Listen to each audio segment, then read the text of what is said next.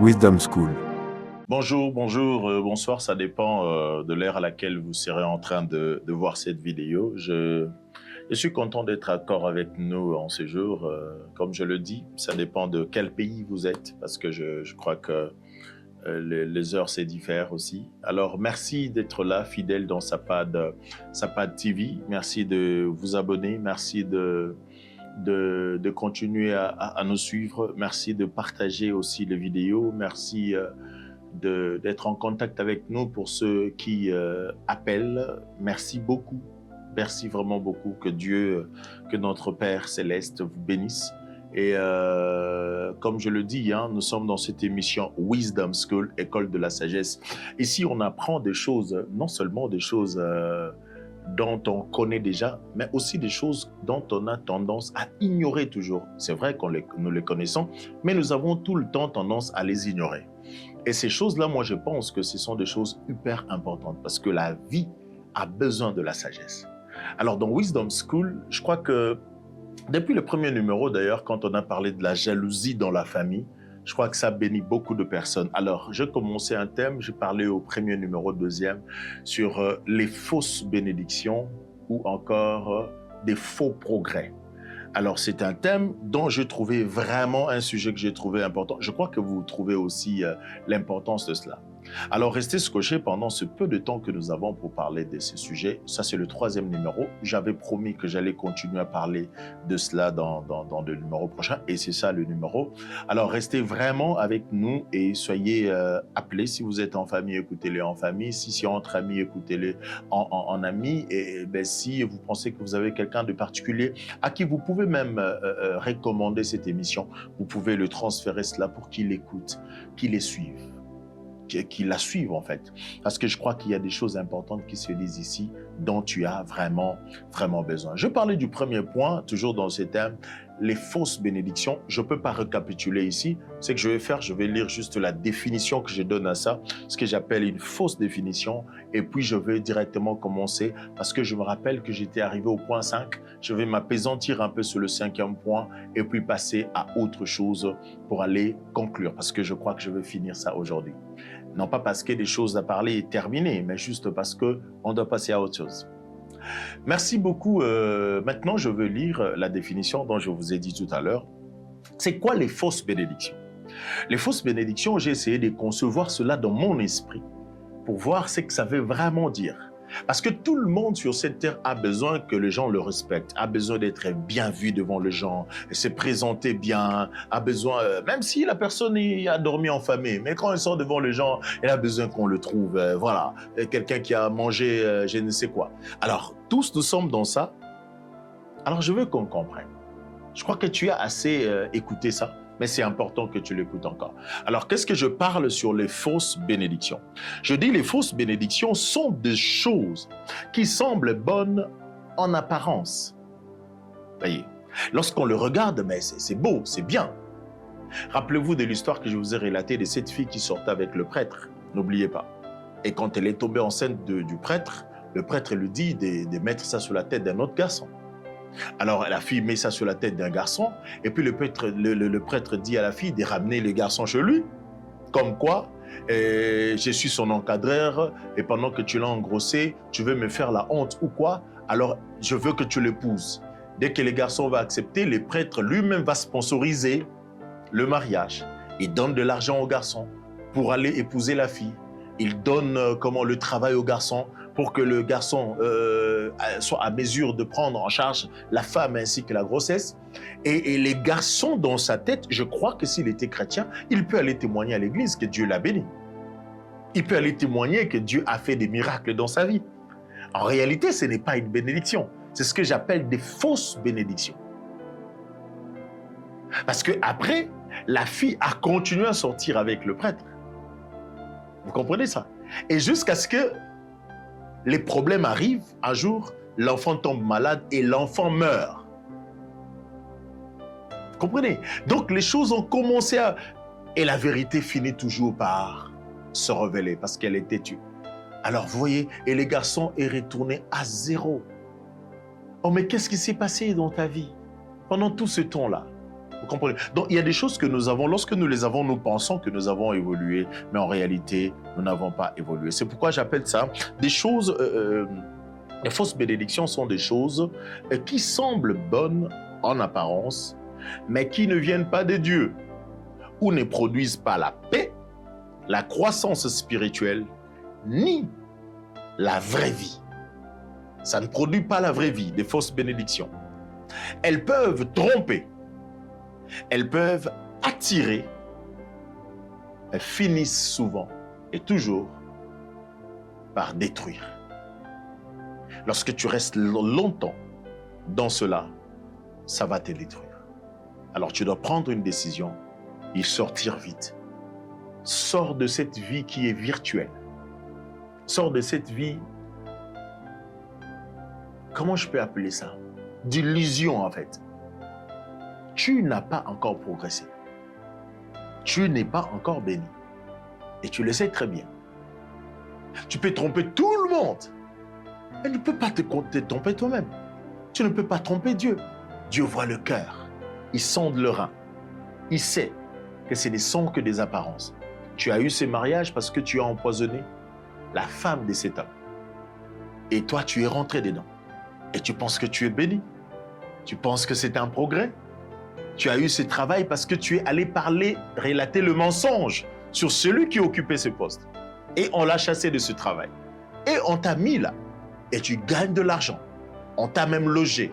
On t'a donné un véhicule. Penses-tu que tu es béni? Ce sont de fausses bénédictions.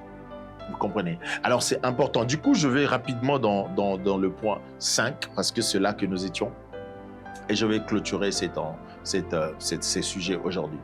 Alors, je disais dans le cinquième caractéristique de ce que j'appelle fausse bénédiction, c'est-à-dire cinquième caractéristique qui montre que la chose ici est une fausse bénédiction ou c'est un faux progrès.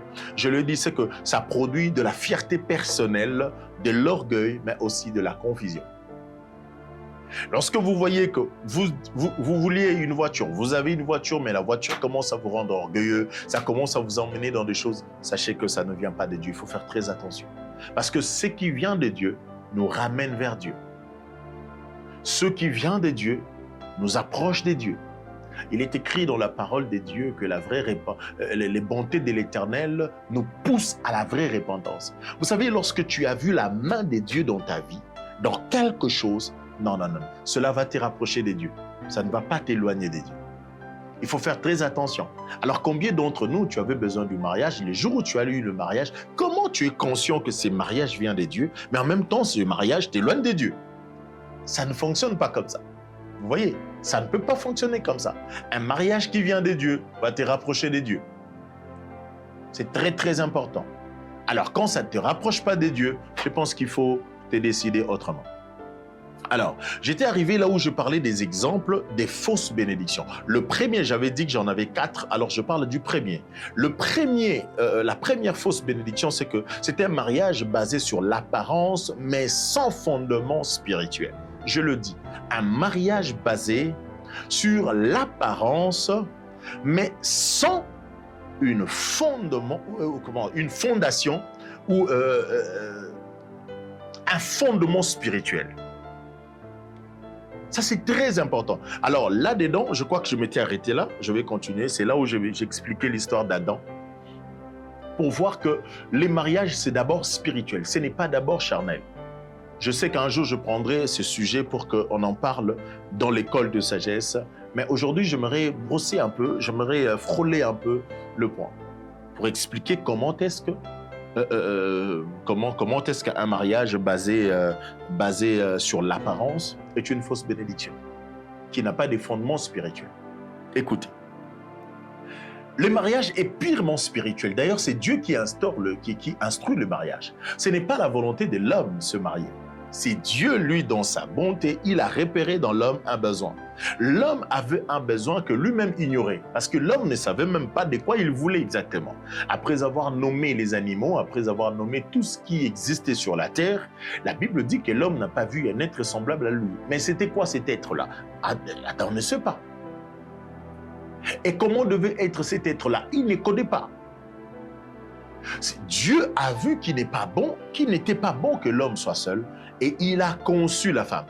Mais ce que j'aime, c'est le processus que Dieu a utilisé. Le schéma des dieux, c'est un schéma extraordinaire. La Bible dit, l'Éternel fait tomber sur Adam un profond sommeil. J'aime le dire. Parce que lorsqu'on parle du sommeil, c'est ce que tout le monde connaît. On dort la nuit, on se réveille le matin. Ou la journée, ça dépend, whatever. Mais c'est le sommeil que nous connaissons. Mais lorsqu'on parle du profond sommeil, c'est différent avec les sommeils, je le dis. Lorsqu'on parle du profond sommeil, on veut juste parler de la mort. Parce que quand quelqu'un meurt, nous disons, il est rentré dans le profond sommeil. Alors, si l'Éternel a fait tomber sur Adam un profond sommeil, cela veut simplement dire que Adam était mort. L'Éternel a tué Adam. Oh, je pense que tu ne comprends pas. On va aller lentement. Pour que tu comprennes. Pourquoi il fallait que Adam rentre dans le profond sommeil pour que Ève soit créée? Pourquoi Dieu ne réalise pas Ève dans la même logique qu'il a réalisé Adam? Pourquoi pour Adam, pour Ève, il fallait que Adam meure? Mais regardez, lorsque Adam est là, couché, il ne sait ni ce qui se passe autour de lui parce qu'il ne vit plus. Et l'Éternel a retiré dans le côte d'Adam et il a commencé à renfermer la chair. Le côte, et il a commencé à renfermer la chair sur ça pour que la femme apparaisse. Mais écoutez, je n'ai pas vu là où Adam s'est réveillé un peu pour dire à Dieu, ben écoute, la femme que tu crées, tiens compte de la face. Moi, j'aime qu'elle ait un peu de joue. Hein. Adam n'a pas dit ça. Je n'ai pas vu Adam se réveiller pour dire à Dieu, ben tiens compte qu'elle ait une taille acoustique. Vous voyez, actuellement, le jeune Jean, je les ai entendus dire un terme là sur ça. Les femmes qui ont des formes, ils disent quoi? Chargées, voilà. Je n'ai pas vu Adam se réveiller, dire à Dieu, écoute, à l'heure où tu es en train de crier, de former cette femme, tiens compte qu'elle soit chargée. Adam n'a pas dit ça à Dieu. Je n'ai pas non plus entendu Adam dire à Dieu, ben, écoute, cette femme doit être de courte taille, ou elle doit être plus ou moins élancée, ou elle doit être... Adam n'a rien dit parce qu'il n'avait pas son mot à dire dans le choix. Il n'avait pas son mot à dire sur le choix, sur la création de Ève. Je ne sais pas si vous comprenez ça. Je suis en train de vous révéler le côté spirituel du mariage. Je suis en train de vous faire voir à combien Dieu s'engage dans ce qui concerne le mariage. Comment est-ce que Dieu lui-même prend les devants pour ce qui concerne le mariage. Je ne sais pas si nous sommes en train de comprendre. C'est-à-dire qu'il ne nous laisse pas le choix. Lui-même veut prendre le devant sur ce qui est du mariage. Il ne veut pas te laisser même un avis. Dieu n'a pas besoin de ton avis. J'entends beaucoup de gens dire, écoutez, ce qui est grave, j'entends même les pasteurs le dire. Ils disent aux gens, est-ce que c'est Dieu qui viendra vivre avec cette femme? Ils disent aux hommes, c'est là, est-ce que c'est Dieu qui viendra vivre avec cette femme? Frère, quand tu veux t'épouser, il faut bien regarder, il faut choisir celle qui est belle, qui est ceci, qui est cela. Est-ce que c'est Dieu qui viendra vivre avec elle? C'est toi qui dois vivre avec elle, il faut l'aimer. Admettons que tu as suivi cette femme parce qu'elle a des longs cheveux comme une blonde ou je ne sais pas quoi, et que demain, je ne sais pas par quel mystique ou par quelle erreur de la cousine par exemple, et que tous ses cheveux s'est brûlés. Elle devient quoi pour toi si c'est pour le cheveu que tu l'avais choisi? Admettons que tu l'as choisi parce qu'elle est chargée de taille, hein, et que demain elle rencontrait une maladie quelconque, et elle a fondu du coup. Elle est devenue... Elle devient quoi pour toi en ce moment-là? Elle devient quoi pour toi en ce moment-là? Est-ce que nous comprenons? Admettons que tu l'as aimée parce qu'elle avait une belle démarche, mais après elle rencontre, elle connut un accident et puis elle est devenue paralysée par exemple. Elle devient quoi pour toi en ce moment-là? Si ce n'était que le display comme on dit. Elle devient quoi pour toi? Si ton mariage, le mariage pour toi, c'était basé sur sa forme, sur sa taille, sur son intelligence, sur la richesse, si le mariage pour toi était basé sur ça, elle devient quoi en ce moment-là pour toi? J'aimerais que nous le comprenions très bien. Un mariage est une fausse bénédiction lorsqu'elle est basée lorsqu'elle est basée sur l'apparence, j'ai une question pour toi. Lorsque tu penses à ta femme, qu'est-ce qui te vient en tête? Tu n'es pas avec elle, tu es seul, au travail, je ne sais où. Elle te vient à l'esprit. Qu'est-ce qui te fait de la joie? Qu'est-ce qui te réjouit davantage du fait que tu l'as, elle, comme épouse? C'est quoi?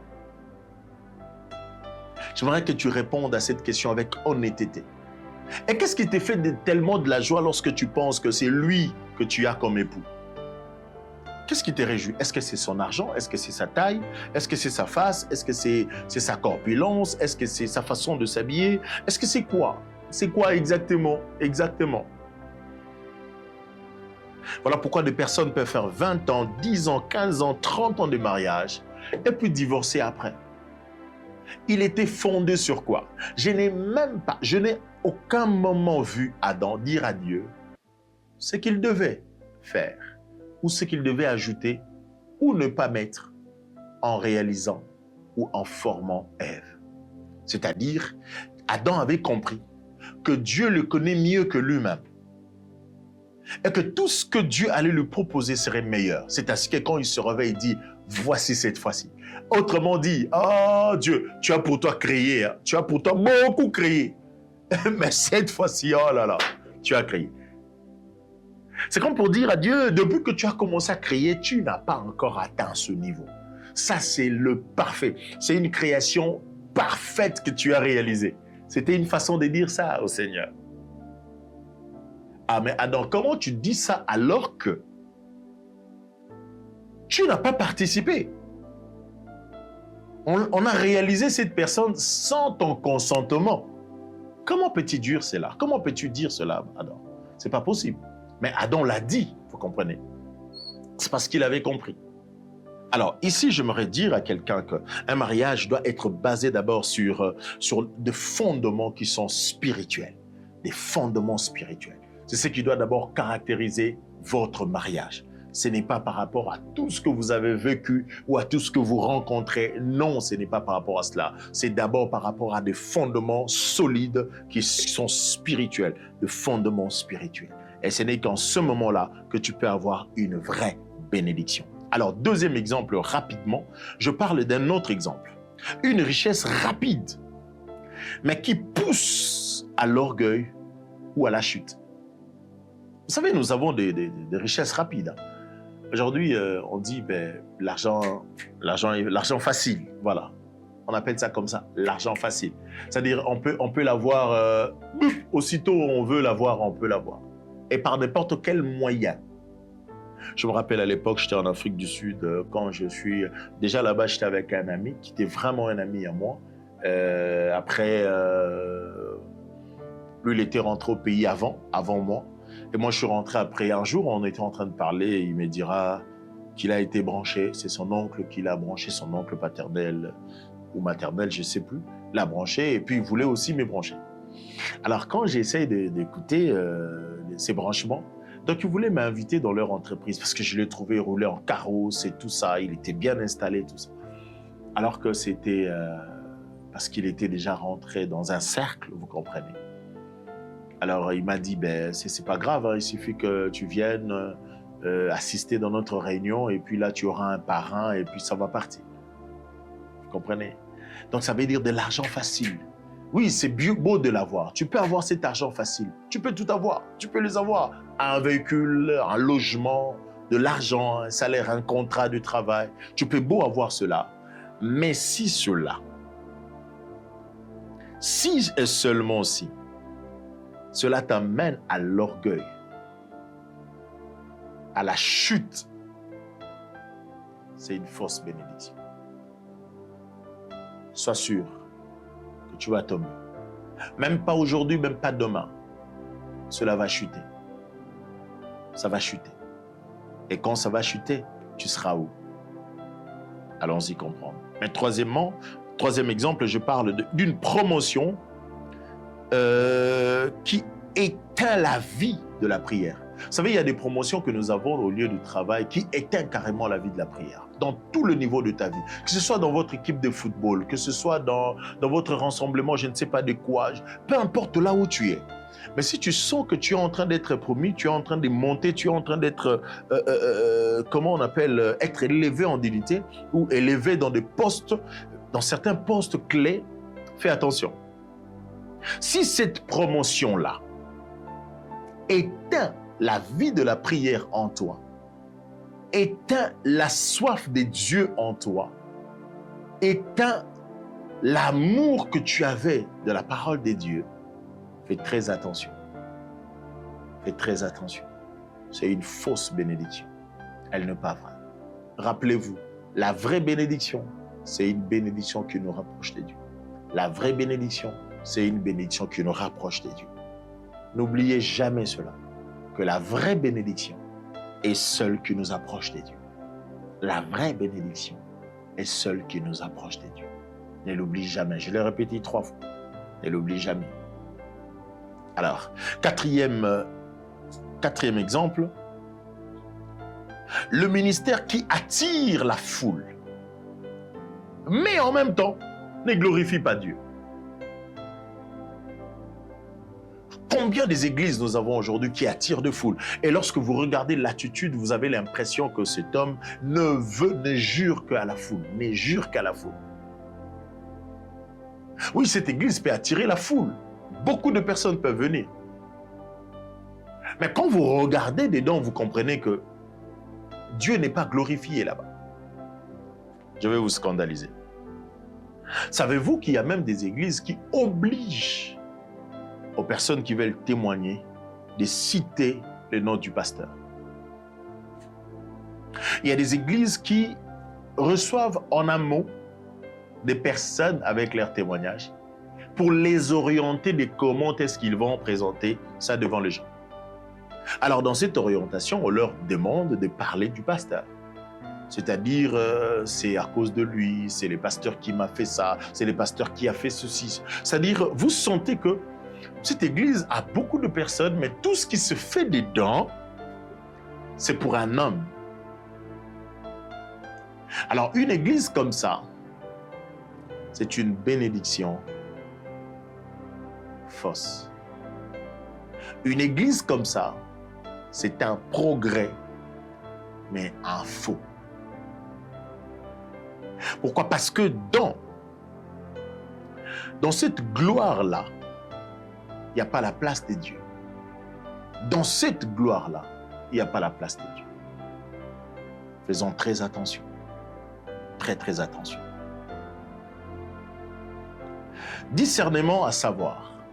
Ça, j'aimerais te donner maintenant le discernement. Des choses que tu dois comprendre, des choses que tu dois discerner. C'est très important. Toute porte ouverte ne viennent pas des dieux.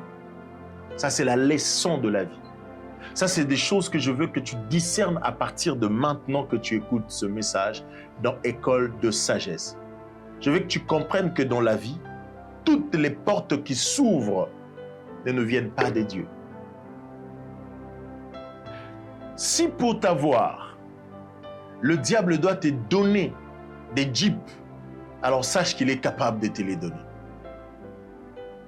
Parce que pour toi, cette jeep-là, tu penses que c'est une bénédiction. Mais pour le diable, cette jeep n'est qu'un jouet. C'est un jouet. Vous comprenez? Pour lui, c'est un jouet. Mais pour toi, c'est une bénédiction. Alors, quoi de plus normal de t'en donner même 4, même 5 s'il le veut? Si c'est seulement par cela qu'il va réussir à t'avoir, il peut t'en donner. Alors, dans cette école de sagesse, je viens encourager quelqu'un de comprendre, d'avoir l'esprit de discernement. Alors, la première des choses à discerner, c'est que toutes les portes ouvertes ne viennent pas des dieux. Même le diable peut donner pour séduire. Le diable est capable de donner parce qu'il sait derrière ces données, il y a la séduction. Alors, faisons très attention. Alors, un verset que j'avais préparé, vous vous souvenez que j'aime bien mettre des versets dans Wisdom School. C'est important. Parce que la vraie sagesse, ce que tu apprends ici, aucune université ne t'apprendra cela. Aucune université. En droit, on ne t'apprend pas ça. En médecine, on ne t'apprendra pas ça. Dans toutes les facultés du monde, on ne t'apprendra pas ces choses. Ça, c'est la sagesse divine. C'est la sagesse qui vient d'en haut. Et pour bien vivre sous cette terre, tu as besoin de cette sagesse qui te vient d'en haut. Alors, ce que je veux que tu comprennes, le verset que je vais te donner, c'est Matthieu chapitre 4, verset 8 à 9. Dit ceci, le diable le transporta encore sur une montagne très élevée. Vous comprenez? Le diable ne l'a pas tenté là en bas. Il lui a transporté très élevé. Et le diable, pour t'élever, afin qu'après te séduire, il est capable de le faire. Il peut te faire monter dans des lieux très, très, très élevés, mais avec un objectif de te séduire. Jésus a été emmené très, très loin. Et si c'était toi, tu allais dire, oh ben voilà, je suis en train de vivre la grandeur. Alors que l'objectif derrière cette grandeur, c'était la séduction. Faites très attention, mes bien-aimés. Faisons très attention. En tout cas, je veux que tu partages cette émission avec ta famille. Je veux que tu la partages avec tes amis. Je veux que tu la partages avec des personnes. Dans le groupe, partage cette émission pour réveiller les gens. Comprenez cela. Le diable le transporta encore sur une montagne alors très élevée. Lui montra tout le royaume du monde et leur gloire. Voyez. Waouh, c'est grave. Et 9 dit ceci, et lui dit, écoute les paroles du diable, je te donnerai toutes ces choses si tu te prosternes et m'adores. Et ça, c'est très important. J'aimerais vraiment que nous comprenions.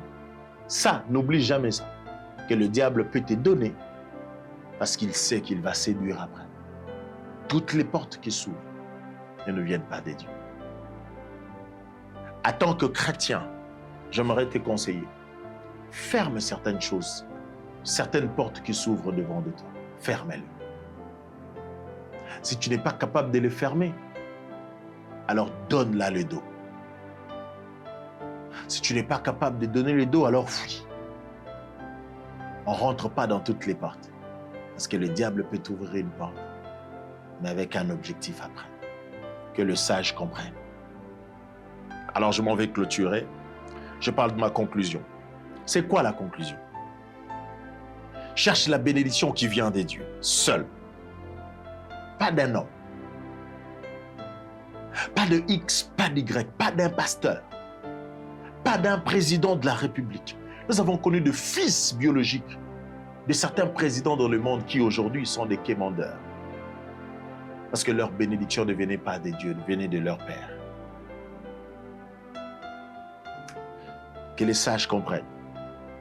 Cherche la bénédiction qui vient de Dieu seul. Même si elle prend du temps, elle est pure, stable et éternelle. Je viens parler à quelqu'un. Cherche la bénédiction qui vient de Dieu seul. Même si elle tarde, elle est au moins pure, stable et éternelle.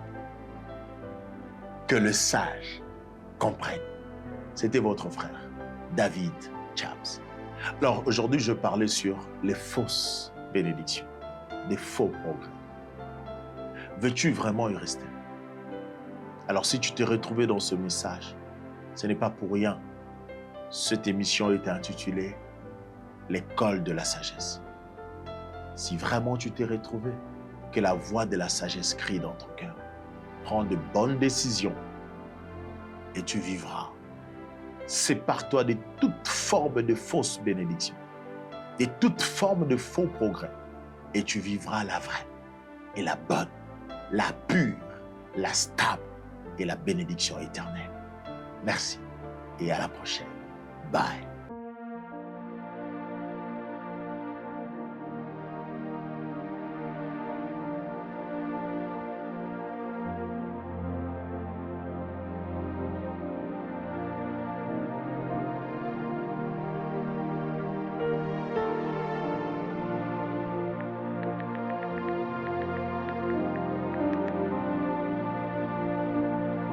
Wisdom School.